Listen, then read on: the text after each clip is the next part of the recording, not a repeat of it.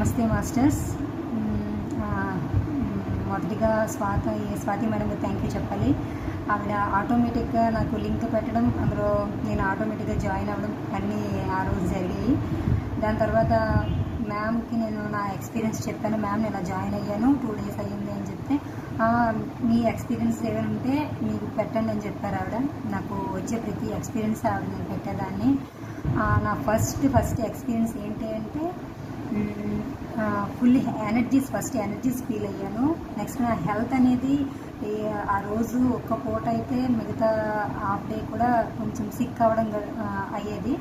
ఇంకా నేను ఆ రోజు నుంచి ఈ రోజు వరకు ఏ హెల్త్ ప్రాబ్లం కూడా నేను ఫేస్ చేయలేదు.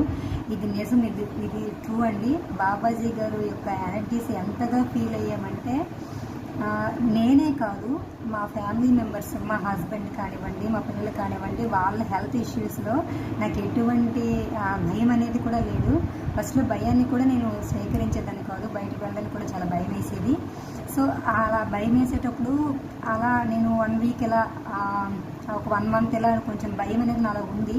సో నేను ఇలా చేస్తూ ఉండేటప్పుడు యాన్సిస్టర్స్ హీలింగ్ అనేది చేయించారు. అప్పుడైతే ఇంకా ఎంత అంటే ఇంకా సొసైటీ ఏంటి, మనం ఎలా ఉండాలి, అసలు ఎలా మనం ప్రవర్తించాలి, మన ఫ్యామిలీస్లో ఎలా ఉండాలి, ప్రతిదీ కూడాను ఆ సునీతమ్మ చెప్తుంటే అసలు ఎలా అంటే ఒక చిన్న బేబీకి ఒక తల్లి ఎలా అయితే చెప్తుందో అంతగా అమ్మ చెప్పి ఉన్నారు.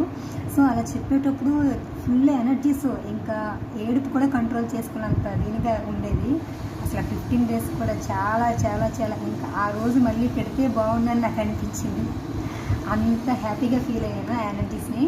Thank you so much Sunithamma, Babaji. Thank you very much.